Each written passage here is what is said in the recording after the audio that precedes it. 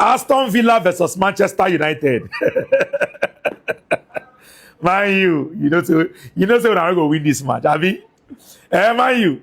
Sheffield, I know so we're not going to win. Anyways, anything can happen. No look down on Manchester United, but Aston Villa, they are in very, very good form. Very, like Aston Villa, they are in hot form. And I know that they want to continue in that vein. Manchester United will also want to prove a point in this game. This is a very, very tough match. It's a match where Manchester United want to show that, they are capable. If Man U cannot beat Aston Villa, then Man U should not be in the conversation of top 4, top 5. These are the matches that Manchester United needs to win in order to put fear in the mind of other teams.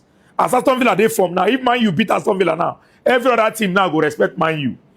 So this is the kind of match that I'm expecting that Manchester United players will go and give their very best, play with everything that they have.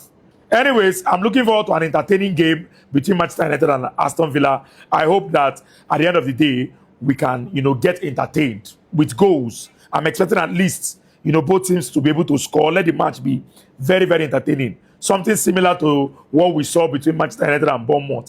That kind of game, right? But let's see. Let's see what happens in today's match. All right, so ladies and gentlemen, my people, happy Sunday to every one of us.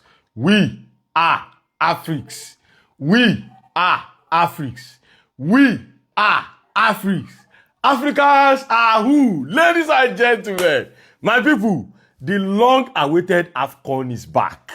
The long-awaited African Cup of Nations is now upon us. It will start tonight, 8 p.m. Whatever you are doing, once it is 8 p.m. tonight, let that thing pause. Because African Cup of Nations is starting tonight. Baba, see, make I clarify for you, even though you never really sure, but Nigeria go still, feel escape to go World Cup. But don't be by World Cup, oh. World Cup, when we say last now, you go there, you not only attendance, you won't go back. Baba, don't be by World Cup, now by AFCON. AFCON, when we say you go feel win. And by the way, I've seen a lot of people coming outside to, list. This person might be the favorite. That person might be the favorite. This person might be then they mention Morocco, Senegal, all those Egypt. Baba, as far as I'm concerned, the only favorite to win this AFCON is the Super Eagles of Nigeria. And that is on period. Nobody come close. Country will reach final last year. They should win it again this year. You get my point. If Super Eagles of Nigeria win them this year, nobody go raise alarm because they don't try. They don't walk the walk. You reach final last year, get to the final again this year again and win it.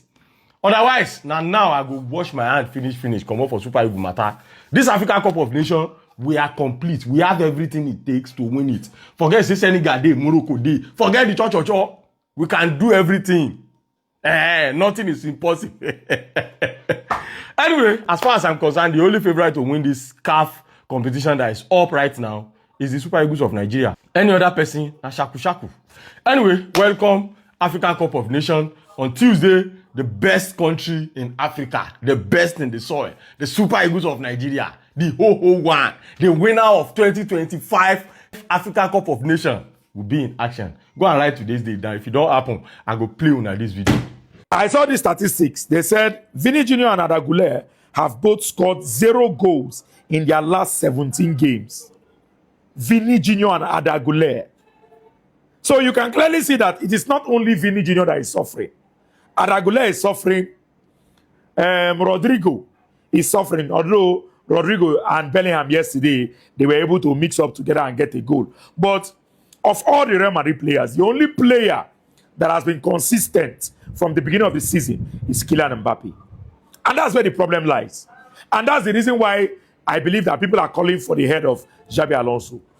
If in a team of 22 players or 23 players or 25 players as the case may be, only one player has been consistent, then you are not managing the team effectively.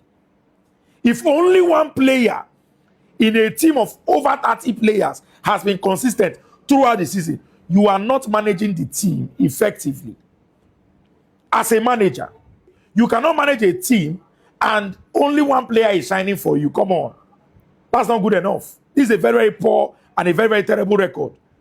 That these two talented players, Vini Jr. and Adagule, attacking players, have not scored a goal in 17 matches. Then it is not their fault.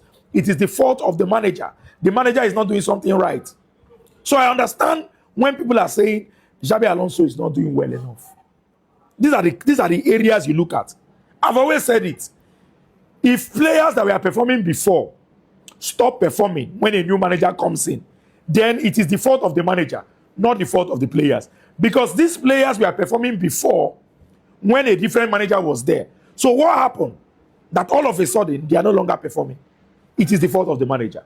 Anyways, this is just a pointer to show that it is not only Vini Junior, all those anti-Vini Junior people. It is not only Vini Junior that is going through it. Even at Aguilera, they suffer them too.